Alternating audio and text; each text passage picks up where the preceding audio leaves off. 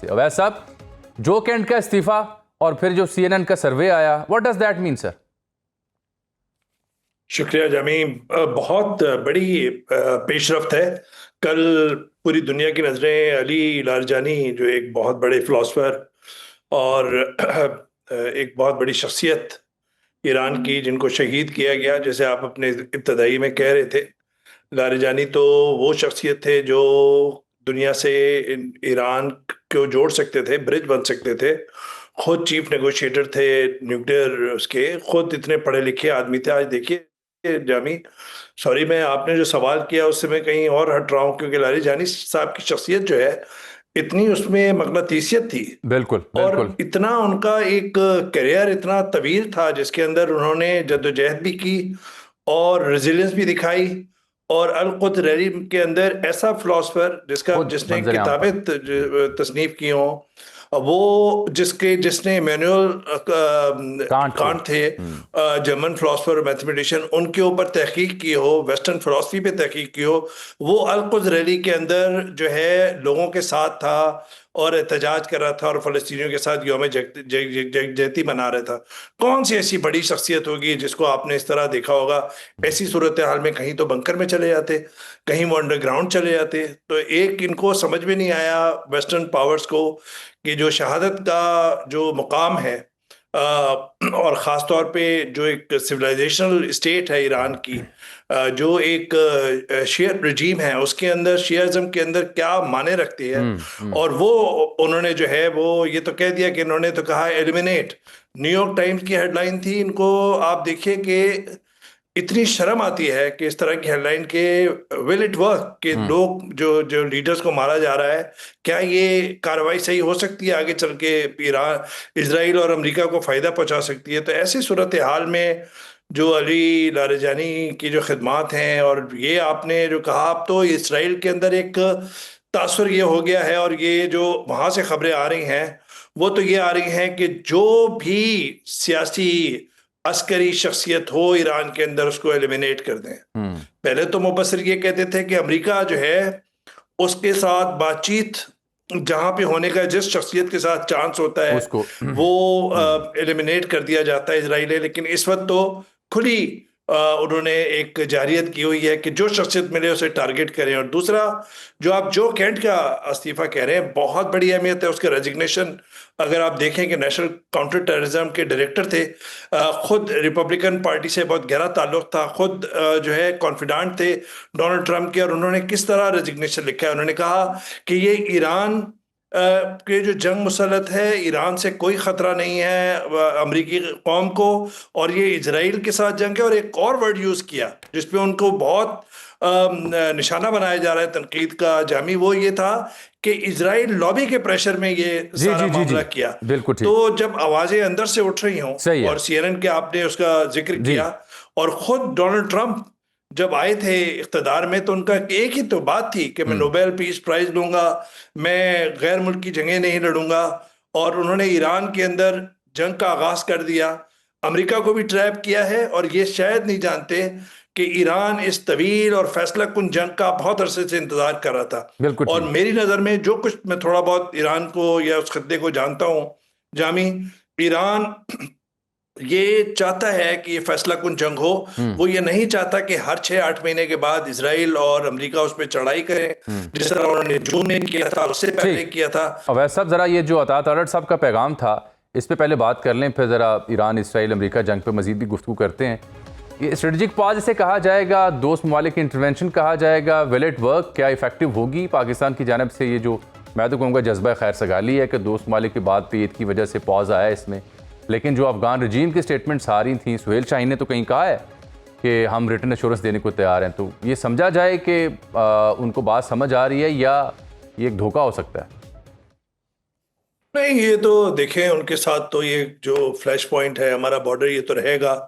और जिस तरह अफगान तालिबान ने इंडिया के साथ जो भी साजबाज की, और जिस तरह तहरीक तालिबान पाकिस्तान को बावजूद कि हर तरह की कोशिश कर ली, जिरगे भिजवाए, मुफ्तियान भिजवाए, समझाया, चीन को बीच में लेकर आए, मुज़ाकरात हुए, ट्राईलैटरल मीटिंग्स हुई, नहीं समझे। उसके बाद ये कंधार से लेके काबुल तक जो ये टेरर फैसिलिटीज़ हैं उनको टारगेट किया पाकिस्तान की फोर्सेस ने और जवाब दिया। जिस तरह बलूचिस्तान और खैबर पख्तूनख्वा के अंदर जिस तरह ब्लड शेड हुआ है इन टेररिस्ट अटैक्स में जो अफगानिस्तान सॉइल से हो रहे थे, तो वो दोहा एग्रीमेंट की भी खिलाफ वर्जी थी, वो हर तरह के इंसानी हकूक़ की भी खिलाफ वर्जी थी। और शायद माजी में जो तालिबान के साथ एक गहरा ताल्लुक था पाकिस्तान का, और वो सबको इल्म है 90s से लेके और during even war and terror, वो सब जो है वो उन्होंने बाले ताक रख के पाकिस्तान के खिलाफ ये कार्रवाइयाँ करने की इजाज़त दी गई। तो मैं समझता हूँ कि फॉर द टाइम बीइंग, क्योंकि उनको काफ़ी गहरी ज़रब लगी है, प्रोपेगेंडा मशीन भी उनकी काफ़ी स्ट्रॉन्ग है इंडिया की वजह से। लेकिन ये जो पाकिस्तान का जो जेस्चर है वो मेरे ख्याल में एक तो दोस्त ममालिक की तरफ से, और दूसरा रमज़ान के आखिरी दिन है और ईद है, और इस वजह से भी किया है कि वहाँ के जो अवाम है उनको कोई खलल ना हो। क्योंकि तालिबान जब भी कोई अटैक होता है तो अफगान तालिबान जो है इसे कोलैटरल डैमेज के उसमें लाते हैं। वो फिर एक अलग कहानी है जो मेरे ख्याल में आपको भी पता है कि वो फिर इल्ज़ाम तराशियाँ ही हैं वहाँ से। तो वो एक प्रोपेगेंडे का एक सिलसिला है। तो लेकिन जो मुझे, अगर आप इजाज़त दें जामी, जो आपने अपने इब्तदाई में कहा था दो बड़े जो बाइस फिक्र और इस जंग को जो ईरान पे मुसल्लत की है अमेरिका और इजराइल ने, उसमें दो फैक्टर्स इस वक्त जो नजर आ रहे हैं फ्रेश, वो एक तो बशेर जहां पे न्यूक्लियर प्लांट है ईरान उसको अटैक किया है, और दूसरा जो साउथ पार्स की जो ऑयल फैसिलिटी है, ईरान ने उससे पहले इवैक्यूएशन के ऑर्डर नहीं दिए सऊदी अरब, कतर या यूएई को या और खलीजी ममालिक को, वो तो उन्होंने उसके बाद किया है। और ऑयल गैस फैसिलिटीज पे अटैक को कतर ने भी कंडेम किया है। तो आज जो जीसीसी की मीटिंग होगी, मेरे ख्याल में सऊदी अरब ने ये एक मीटिंग कॉल की है जिसमें फॉरेन मिनिस्टर्स होंगे, और उसमें कोशिश यही होगी कि किस तरीके से इसको एक ऐसा एक ऑफ रैम्प जो है वो मुहैया किया जाए जो इससे कहीं हो जाए, जो मेरे ख्याल में इजराइल नहीं चाहता। और आपको पता है कि वो एक लंबी बहस है, लेकिन जो न्यूक्लियर टॉक्स में जब भी होती है और जो भी शख्सियत अमेरिका से बात करने के लिए, दुनिया से बात करने के लिए होता है, उसको एलिमिनेट कर दिया जाता है या अटैक होता है ईरान पे। तो इसी वजह से ईरान मेरे ख्याल में एक तवील और जो फैसला कुन जंग लड़ने का फैसला किया है उन्होंने, और ये जो लोग हैं जो उनके साथ रैली कर रहे हैं, जो आपने जिक्र किया वालाना अंदाज में जो फ्यूनरल प्रेयर्स के अंदर थे, वो इस वजह से हैं कि उनकी चाहे तहफ़्फ़ुज़ात हों, लेकिन वो इस वक्त अपने मुल्क को बचाने के लिए हैं, वो मुल्क के दिफा के लिए हैं, फॉरेन एग्रेशन के खिलाफ वो खड़े हुए हैं इस इस्लामिक रिपब्लिक के साथ, शायद जिनमें से बहुत सारे लोगों को कोई तहफ़्फ़ुज़ात भी हो। ये समझना, बिल्कुल आखिरी में मैं ये कहूँगा जामी, ये समझना ईरान को, ये जो वेस्टर्न पावर्स हैं, इतनी जंगें लड़ी हैं मुस्लिम दुनिया के अंदर, लेकिन ये ना वाकिफ़ हैं, ना बलद हैं, या फिर इनके साजिशी जहन इसको मानने से इनकार करते हैं कि ईरान की एक सिविलाइजेशन स्टेट है, यहाँ पर लोग हजारों साल से एक तहजीब के साथ जुड़े हुए हैं, चाहे वो फिरदौसी की शायरी हो, चाहे वो के शाशार हो, ये आखिर में कि ये जो इमाम खुमैनी जो यहाँ के फाउंडिंग फादर थे इस्लामिक रेवोल्यूशन के, उनका भी दीवान है। ये लोग समझते हैं कि सारे दाढ़ी वाले मुल्ला जो है वो वो कोई टेररिस्ट हैं। दूसरे अली खमेनाई जिनको इन्होंने शहीद किया, उन्होंने लाहौर के अंदर जहां पर आप तशरीफ रखते हैं वहां पर इस इकबाल की शायरी और फलसफे पे ज़िया के दौर में उन्होंने एक लेक्चर दिया। ये क्या ये समझने से कासिर हैं मेरे ख्याल में मुस्लिम दुनिया की जो एक इल्म और ख़ास तौर पे ईरान की जो एक तहजीब है, ये तहजीब हज़ारों साल की है, उससे जुड़े हुए लोग हैं।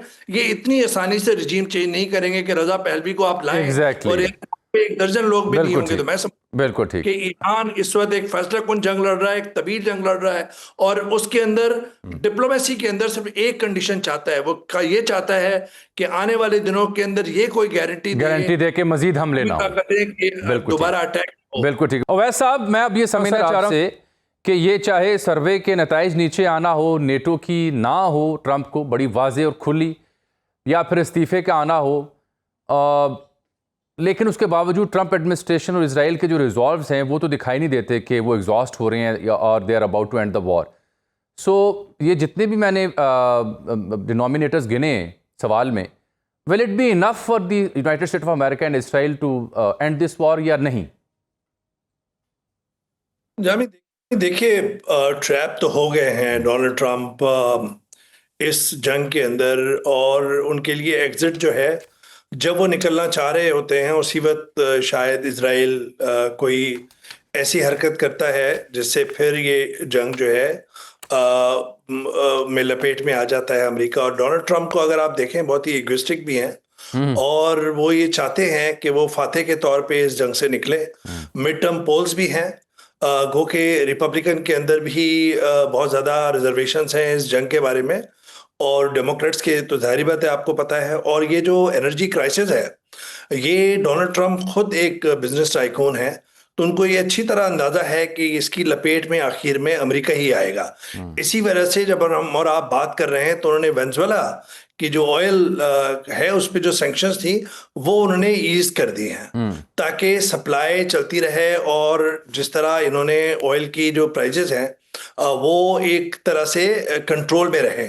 जिस तरह हमारा एक ज़माने के अंदर डॉलर हमने कंट्रोल किया हुआ था अपने मुल्क के अंदर जब फ्री फ्लोटिंग हो रहा था, तो ये भी बाइस हैरत है बहुत सारे मुबस्सरीन को कि जो ऑयल की प्राइसेस हैं वो 107 और 108 डॉलर जो है पर बैरल किस तरह अभी तक हैं।